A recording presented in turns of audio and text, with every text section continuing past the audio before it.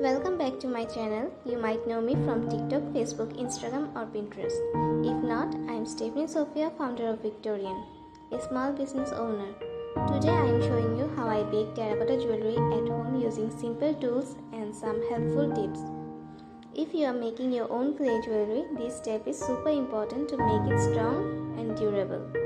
I have already shaped and dried all the pieces. I am keeping beads and jewelry parts separately, because baking them properly depends a lot on size and placement. Now I am taking an unused pot. You can use any old thick bottom pan without a lid.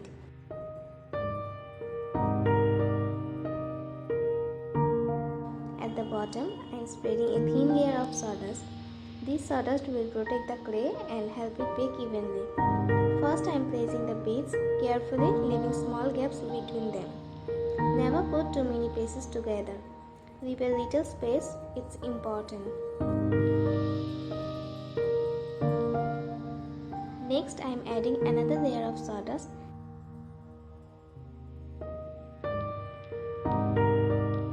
And now placing the jewelry pieces, pendants and the big pieces. Tips: always place smaller pieces at the bottom and the bigger ones on top.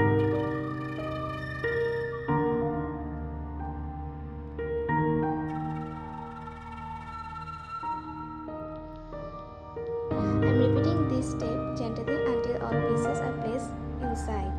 But remember, do it slowly. Don't rush or overload. It's always better to take in small batches.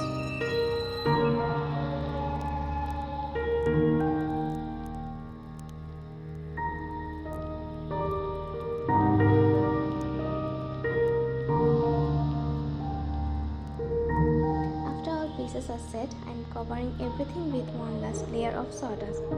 It should completely hide the jewelry inside. Now it's time to bake. I am placing the pot on the stove and turning the heat on high for the first 30 to 40 minutes. After 30 to 40 minutes, reduce the heat to medium and continue baking. You will start seeing the sawdust turning back. That's completely normal. And yes, this process creates a lot of smoke. It's better if you can do it in an open space. I didn't have that option, so I am baking in my kitchen. If you are doing it in indoors like me, please use an exhaust fan. Safety first always. Once the sawdust is fully burned and your jewelry is baked, turn off the heat but don't open it yet.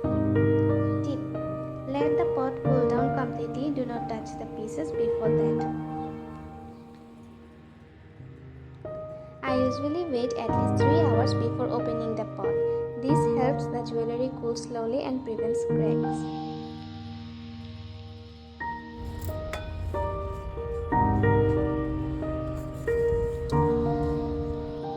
Now that's it's cooled down, I am taking the pieces out one by one.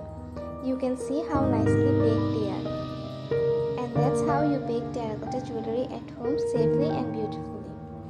But baking is just half the magic. Do you know how to clean it and bring out the real color and shine of your terracotta jewelry? Well, there is one more step that makes all the difference, and I will show you that in my next video. Comment below if you want to see how I finish and paint these pieces. And don't forget to subscribe so you don't miss it. Watch it if you want to know what the